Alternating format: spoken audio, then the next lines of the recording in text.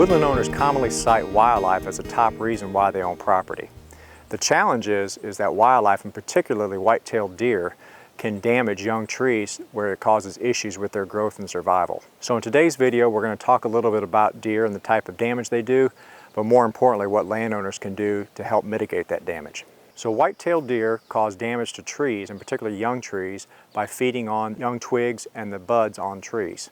The other way deer can damage young trees is by bucks rubbing their antlers up against the main stem. So the good news for landowners is there's things we can do to control white-tailed deer damage to young trees. The method that you choose will really depend on a couple different factors, including what type of equipment you have available to you, how much money you're willing to spend, and how much time you're willing to invest in the process. Just to show you the kind of damage white-tailed deer can do, you can see these two fields in front of us. The tree planting on the right was planted at the same time as the left. The only difference you're seeing is the field on the right didn't use any fencing or any other methods to deter white-tailed deer. Electric fencing is a common method we use to deter white-tailed deer browsing of young seedlings. The cost of your fence is really going to depend on the setup, how many strands you have, and the size of the area that you're going to protect. You're going to be more efficient protecting blocks and large blocks. For large blocks, your cost is going to be more because you've got more fencing, but the cost per unit acre actually decreases the larger area you protect. The basic components of the fence include the posts, which are typically fiberglass rods, the wire, which can be a bare wire, it could be a poly wire or a poly tape, and then the charging source. For this particular fence, this is a single strand poly wire electric fence. It's designed for white-tailed deer, and so our strand is 30 to 36 inches above ground. Typically with these types of fences, we will also bait them. Deer can jump 30 to 36 inches, no problem. And so while we call these fences, they're actually more of a frightening device. So the idea is if we bait these fences, deer will walk up, lick the bait, turn around, run away. There's a couple options you can use. A lot of manufacturers will have bait cups, metal bait cups with some type of a polyfill in there that you can add a lure to. Or you can use the old standby, which is simply peanut butter with a little bit of aluminum foil that's folded over the wire. A couple tips to remember when you're using electric fences is you want to keep the ground below and on either side of the fence clear of vegetation to as much as possible. You want deer to be able to see the fence and not be surprised when they come up to it.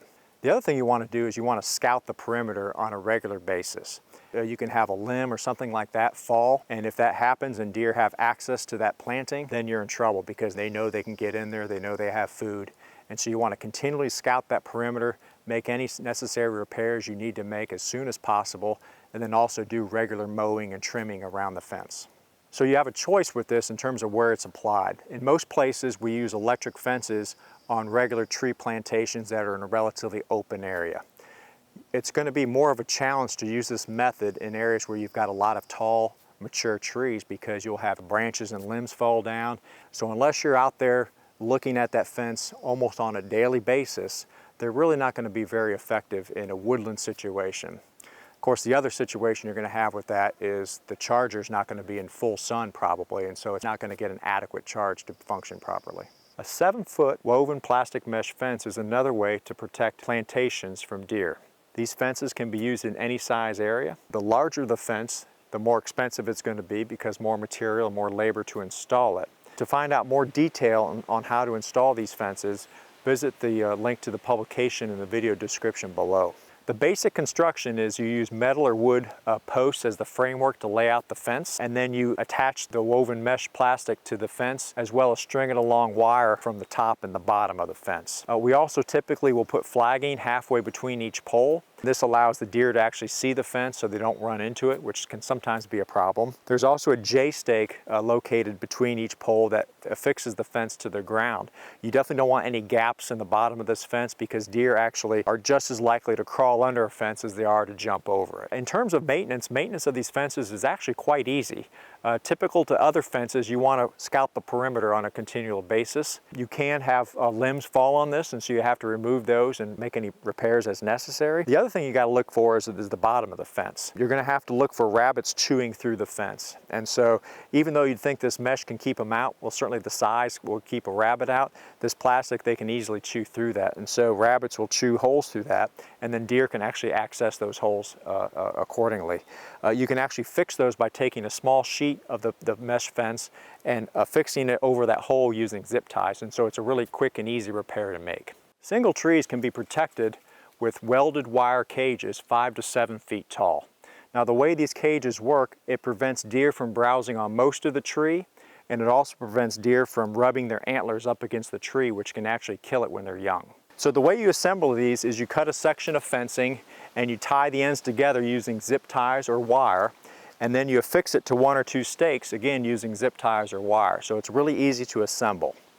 So what we're doing here is we're trying to protect the terminal bud. As the tree gets older and grows taller, the terminal buds exceed the reach of a deer, and this tree will be good to go. You can also see with this tree is that some of the lateral branches are already sticking out from the side of this cage. And that's okay. A little bit of light browsing on those lateral branches really won't affect the growth and survival of this tree. We want this tree to grow straight and tall, so from that respect, it's really not bad at all. So I'm standing in a bottomland conservation hardwood tree planting, and what you're seeing behind me is each individual tree protected by a tree tube or a tree shelter. Those terms are generally used interchangeably. There's many different designs of tree tubes. This one right here is 4 feet tall. That's pretty typical for tree tubes. Occasionally they'll be taller. Some of them are solid. This particular model here is ventilated. It has holes in there, and that allows airflow to kind of prevent things from getting too moist inside the tube. This one is also fitted with a ventilated mesh cap. And so these just slide over kind of like a sock on a foot, and that tree will grow up right through there. And what these do is they prevent wasps and birds from getting inside there, which you don't really want. In terms of installation, what happens is sometimes these are already form-fitted round like this, but most of the time you buy tree tubes and they're flat. And so you've got to roll them up and then attach them to some type of a stake. This particular stake is a wooden stake. Some people also use a PVC stake. Regardless of the type though, you have the stake close to the seedling, you slide the tube over the seedling, and you put zip ties through the holes of the tube as well as around that stake, and that holds it. So these are used not only to help the tree growth but also to prevent wildlife damage. For deer, obviously when the tree is small, it's going to be below the height of this tube. It prevents any kind of access to it, so it prevents deer from browsing on those seedlings. Certainly once it grows above the height of the tube, deer can access it, and so that's why some people choose the 5-foot tube if they're really concerned about deer browse, because it gives it another foot growth before it comes out of that tube. Another benefit of the tree tube is it prevents bucks from rubbing their antlers on these trees.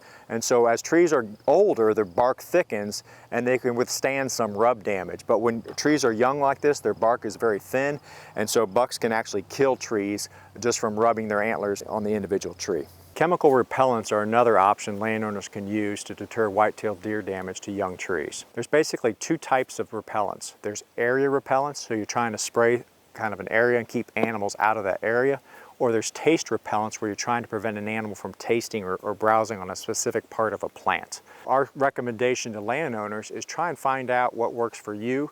You might want to talk to neighbors or others in your area to see what works for them as well, because really it depends on what the habitat is around, how large of an area you're protecting, what other food sources do they have available, and so on and so forth, and quite frankly, the number of deer you have. So which method is best for you? Each wildlife damage management practice has its own advantages and disadvantages, and those can vary by location, so you're going to have to figure out which works best for your situation. Usually combining different methods increases success. So sometimes you want to combine different methods that target different species. For example, you can use tree tubes in combination with either welded wire cages or electric fencing.